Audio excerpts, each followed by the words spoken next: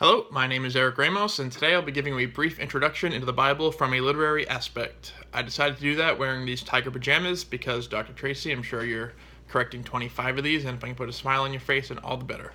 I won't be getting into the specifics of biblical stories today, just breaking down the Bible as a work of literature and introducing you to different types of literature used in the different books of the Bible. You can refer to our textbook, the Oxford Study Bible, which will serve as the main source of information used in this video. First, it has to be understood that the Bible was originally meant to be heard, not read, which greatly influenced some of the styles used.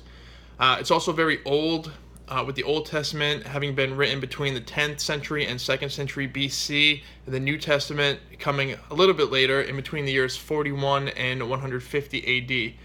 It was originally written in Hebrew and Koine Greek before being translated into just about every other country years later.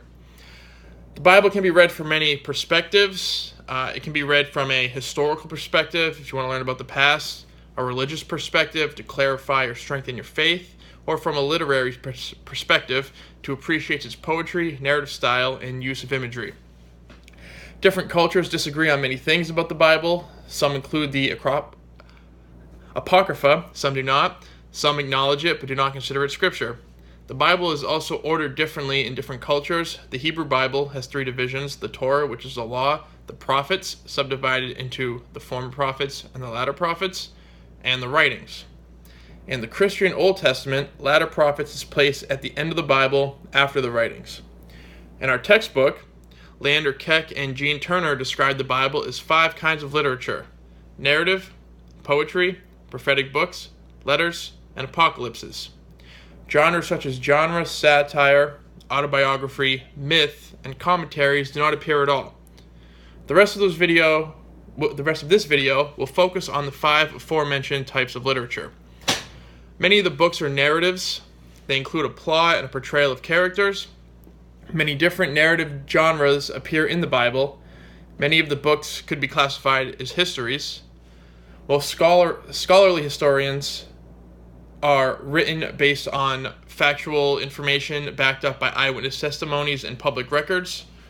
The Bible, on the other hand, is a little bit different in the sense that the record we read is subject to the writer's own interpretations of stories passed down mostly orally through time. Some narrative books can be classified as stories or tales, with their structure determined in large part by the plot. Another example are the Gospels, which are found in the New Testament. These books are written almost like ancient biographies and narrate the public ministries of Jesus. Many books of the Bible can be classified as poetic works, which our textbook divides into 2 categories: cultic poetry and wisdom literature. The biggest example of cultic poetry is the Book of Psalms, which is not only a collection of poems, but also a hymn and prayer book from the Old Testament. The Psalms are lyrical and meant to be sung. The textbook refers to the Song of Songs and the Book of Poetry as examples of wisdom poetry. These works, along with other books of wisdom poetry, have a sense of literary self-consciousness seldom found in other biblical literatures. Another literary form from the Bible is prophetic books.